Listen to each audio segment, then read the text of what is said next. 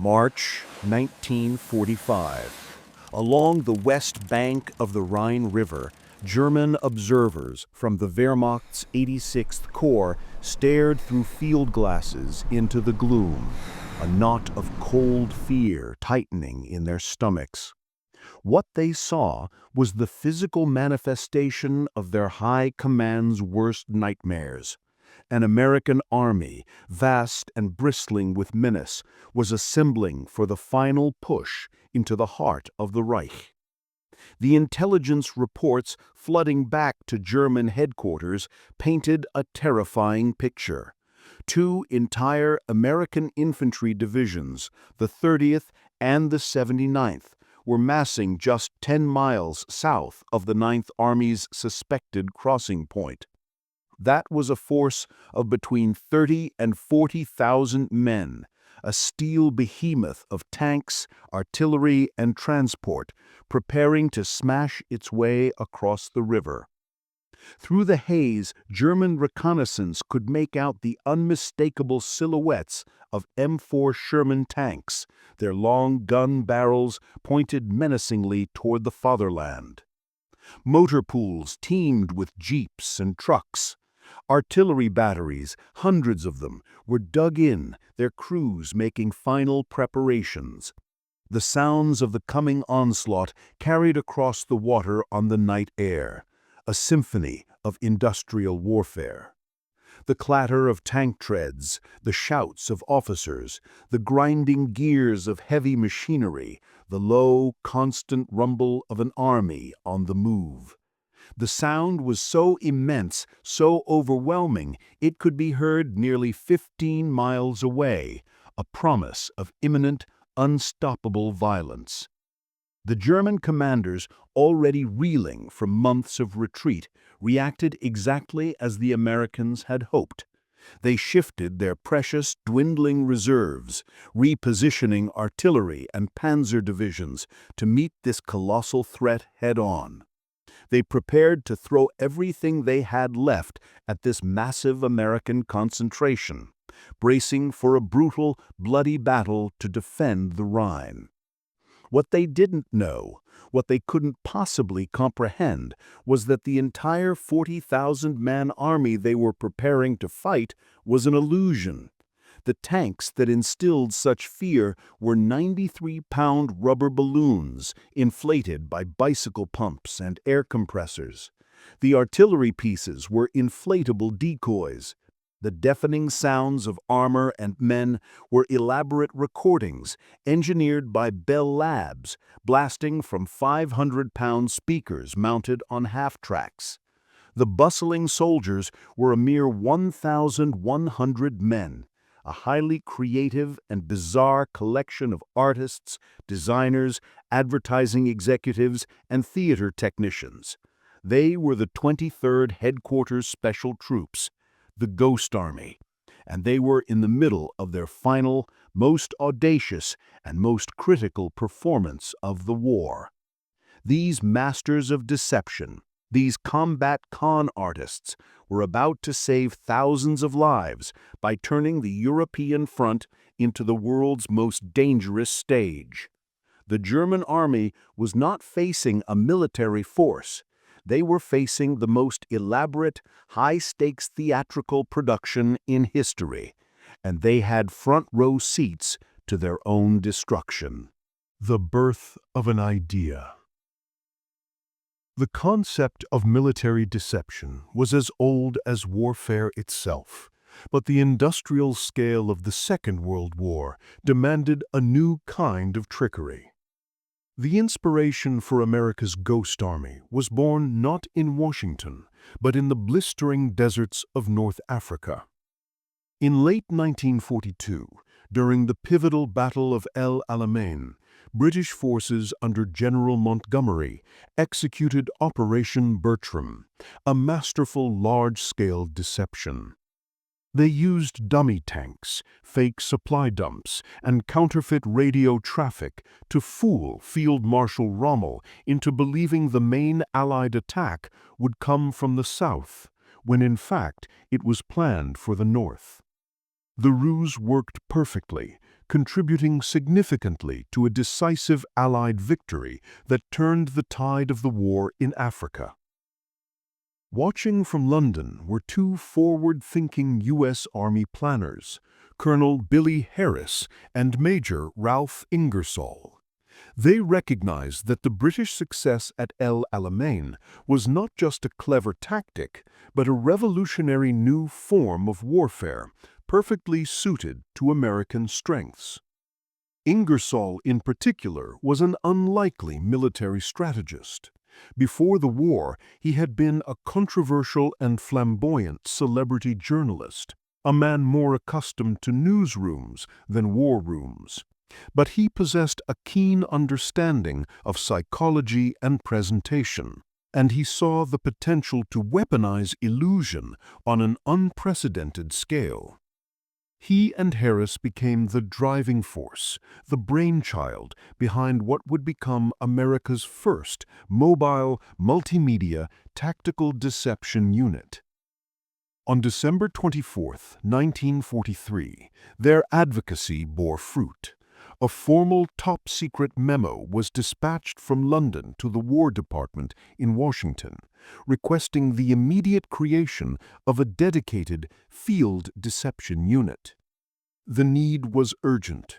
With the invasion of Europe looming, Allied command knew that every advantage, no matter how unconventional, would be needed to crack Hitler's fortress Europe.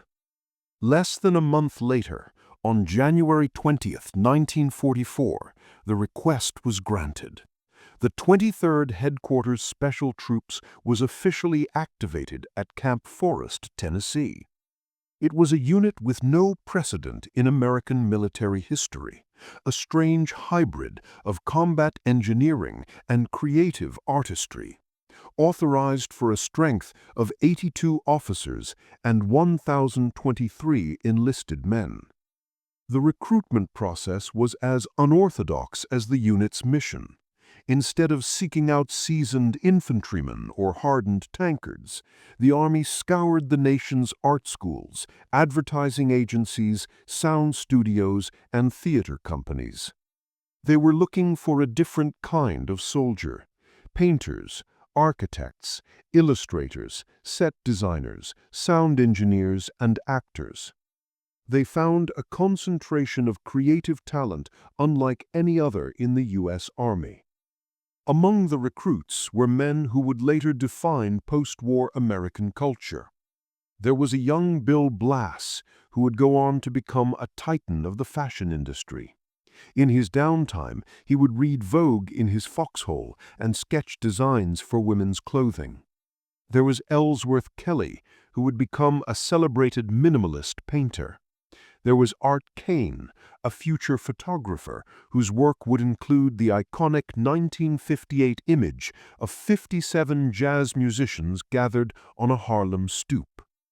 And there was Arthur Singer, who would become one of the world's premier wildlife artists. These men, accustomed to creating beauty and illusion for civilian audiences, were now tasked with creating illusions for the deadliest audience on Earth, the German Wehrmacht. In early May 1944, their training complete, the Ghost Army sailed for the United Kingdom. Based near Stratford-upon-Avon, Shakespeare's birthplace, they began preparing for their role in the war's next great act. Their first assignment was to participate in Operation Fortitude, the massive British-designed deception plan to convince the Germans that the D-Day landings would occur at the Pas de Calais, not Normandy. The Ghost Army was about to take its unique brand of theater to the front lines. The Arsenal of Illusion. The 23rd Headquarters Special Troops was a self-contained multimedia production company designed for war. It was divided into 4 distinct but interconnected units, each specializing in a different aspect of deception.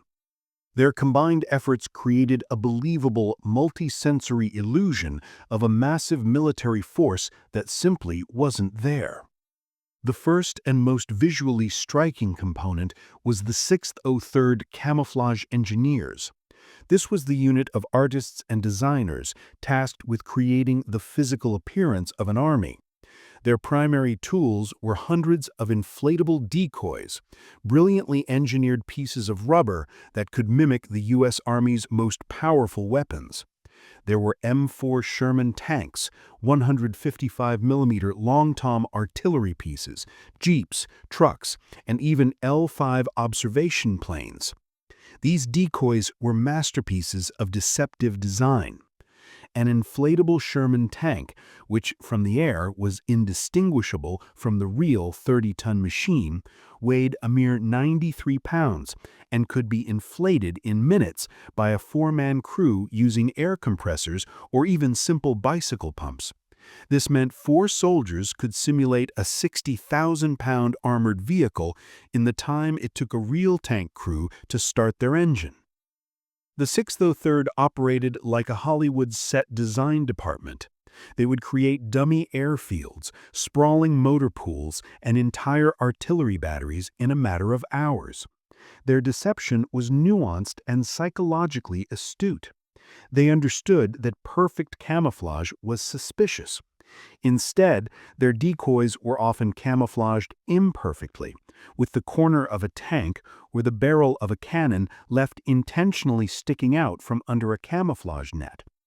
They knew that a German reconnaissance pilot, spotting what he thought was a poorly hidden vehicle, would be more convinced of its authenticity than if he had seen nothing at all. To complete the visual illusion, the unit's combat engineers, the 406th Combat Engineers, would use bulldozers to carve phony tank tracks into the mud around the rubber armor, giving the impression of constant movement. They would scatter fake artillery shells around the dummy guns to make it look as if the batteries had been firing. They even created realistic troop bivouacs, complete with fake laundry hanging on clotheslines, adding a touch of human detail to the grand illusion. The second element of the deception was acoustic. The 3132 Signal Service Special was responsible for sonic warfare, creating the soundtrack for their Phantom Army. The effort was led by Colonel Hilton Rayleigh, a prominent public figure before the war, known for having discovered Amelia Earhart. Under his direction, a team of sound engineers had worked with Bell Labs at Fort Knox, Kentucky, to create a vast audio library of war. They recorded the authentic sounds of armored and infantry units on massive transcription discs. They captured every noise, the squeal of tank treads, the changing of gears, the shouts of soldiers, the hammering of pontoon bridge construction. In one of the earliest known uses of multi-track recording, they mixed these sounds together to create complex audio scenarios that could be tailored to any operation.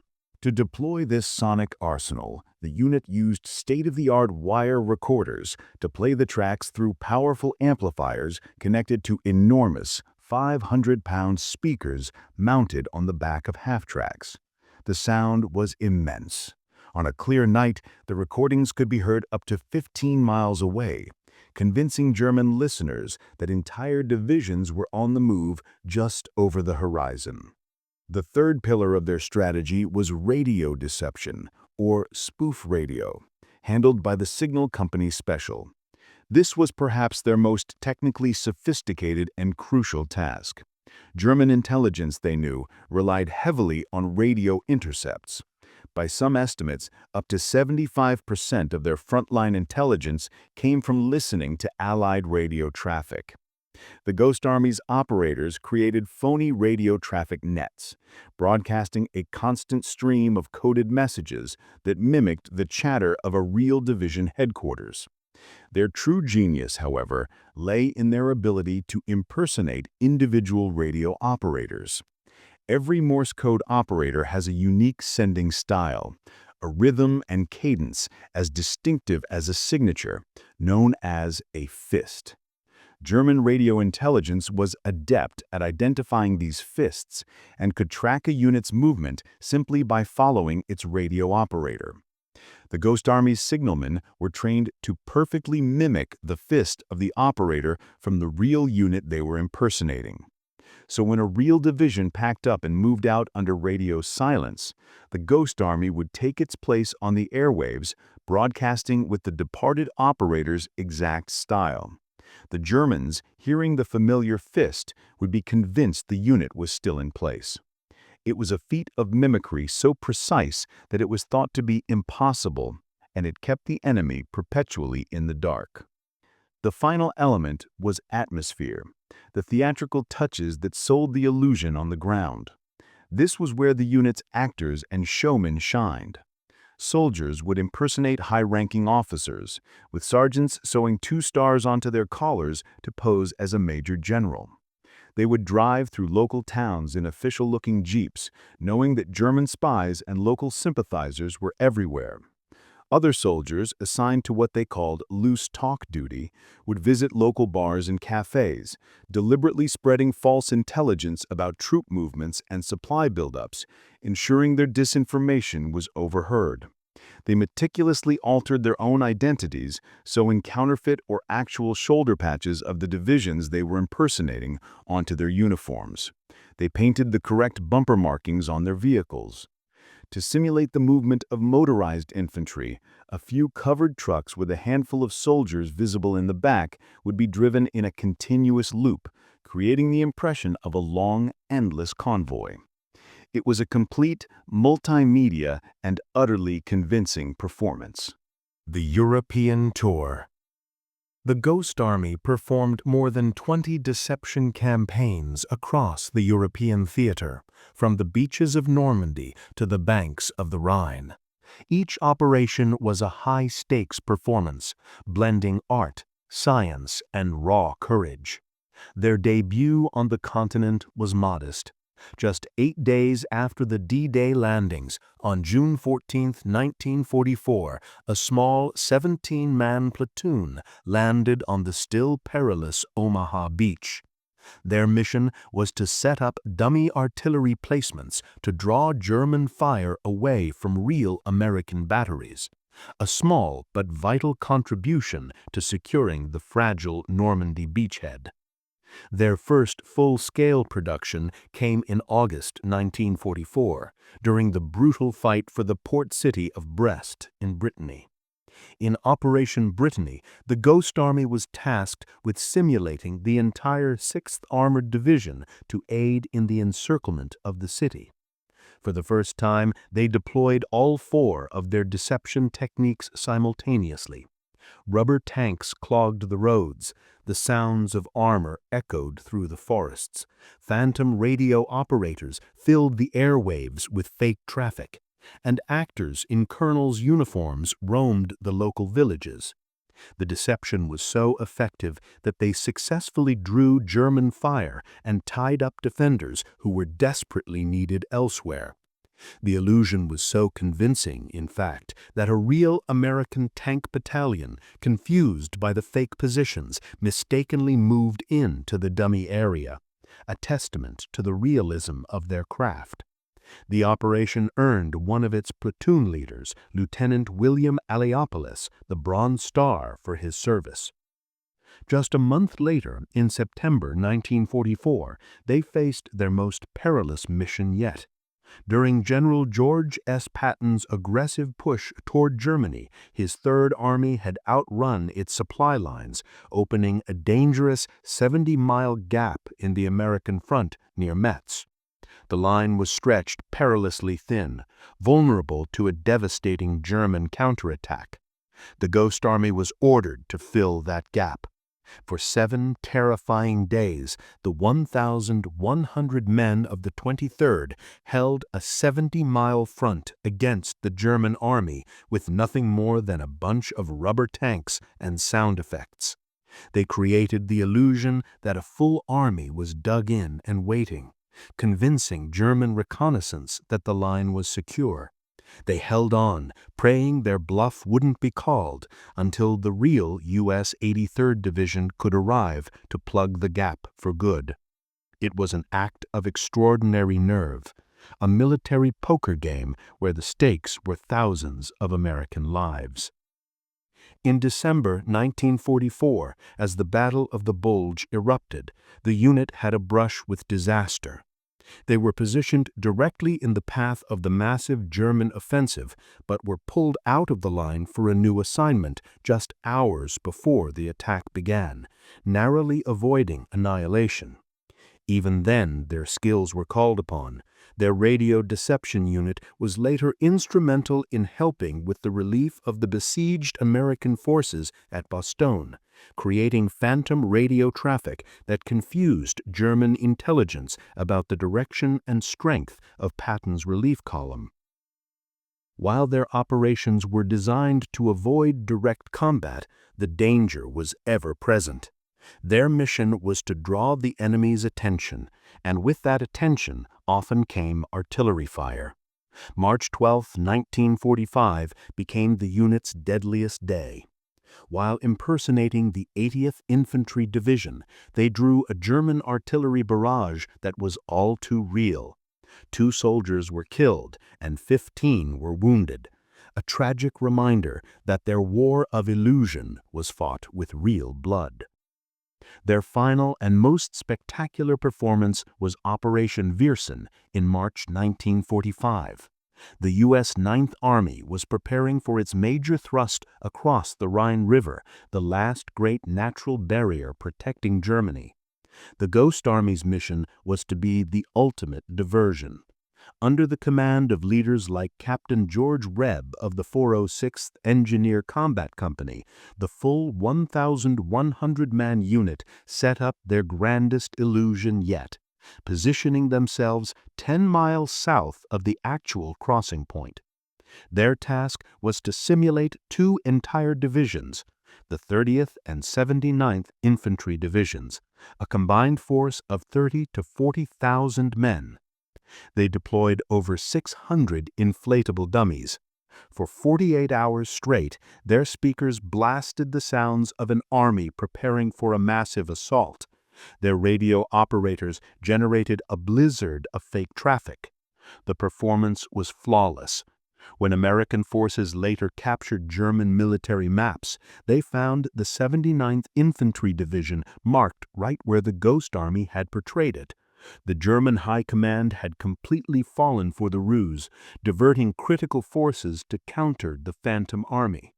As a result, when the real U.S. Ninth Army crossed the Rhine, they faced weak and disorganized resistance. The crossing was achieved with remarkably low casualties. General William Simpson, the commander of the U.S. Ninth Army, was so impressed that he issued a formal letter of commendation to the unit. The deception, he wrote, had been a rousing success, saving countless lives. The artists, actors, and engineers of the Ghost Army had delivered their magnum opus. A secret legacy. The impact of the 23rd Headquarters Special Troops was vastly disproportionate to its size.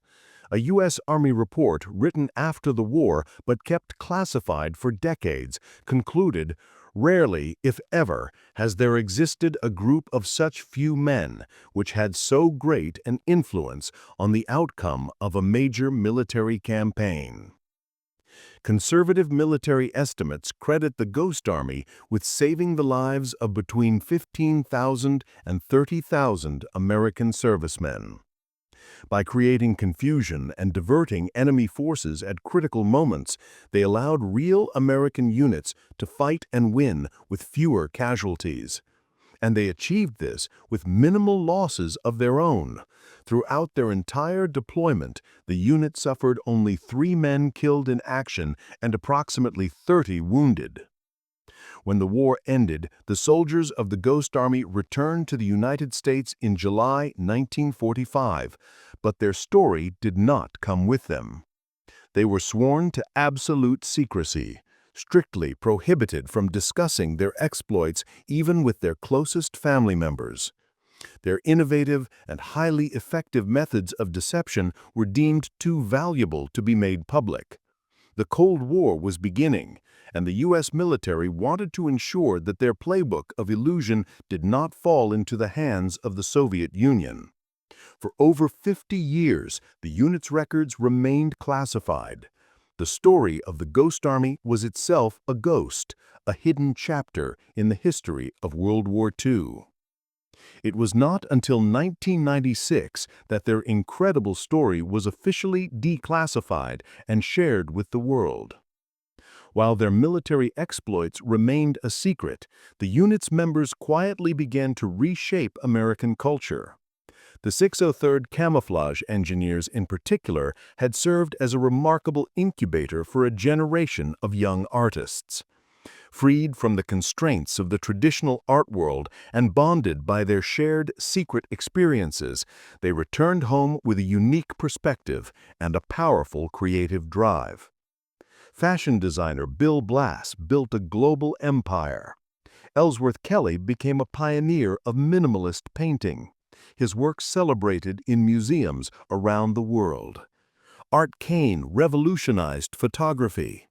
Arthur Singer's detailed wildlife illustrations graced the pages of books and magazines for decades.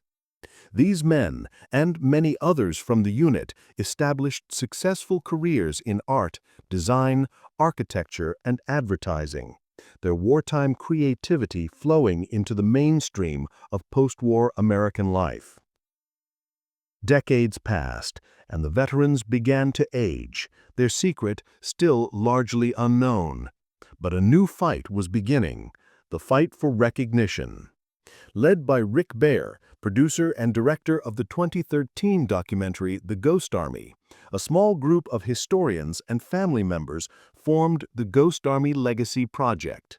For nearly 7 years, they campaigned tirelessly, lobbying Congress to give the unit the formal recognition it had long been denied. Their efforts finally succeeded. On February 1, 2022, President Joe Biden signed the Ghost Army Congressional Gold Medal Act into law, recognizing the unique and highly distinguished service of the 23rd Headquarters Special Troops and the 3133 Signal Company Special. In November of that year, the unit was formally recognized as honorary members of the U.S. Army Psychological Operations Regiment on November 3, 2022. The ghost patch they had unofficially worn became a symbol of inspiration for the modern psychological and information operations communities, a nod to the pioneers who first weaponized creativity on the modern battlefield. On March 21, 2024, a ceremony was held at Emancipation Hall in the U.S. Capitol. The Congressional Gold Medal was presented to the 3 surviving members of the unit. The design of the medal's obverse side served as a final public validation of their secret work, explicitly depicting the 4 main methods of their subterfuge: a telegrapher keying a message, a soldier sewing a phony patch, a speaker attached to a half-track, and soldiers carrying an inflatable tank. The story of the Ghost Army is more than just a fascinating footnote of World War II. It is a testament to the power of ingenuity and the unconventional nature of courage. They were a unit that measured success not in enemies killed, but in lives saved. They fought their war not with bullets and bombs, but with rubber, sound, and imagination.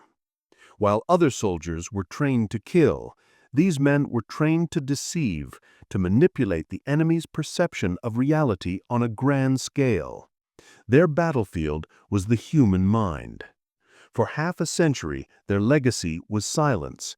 Today, it stands as a powerful reminder that sometimes the greatest victories are won by those who can master the art of the lie, the con artists who fought a war of illusion, and in doing so became one of America's most effective and least known secret weapons.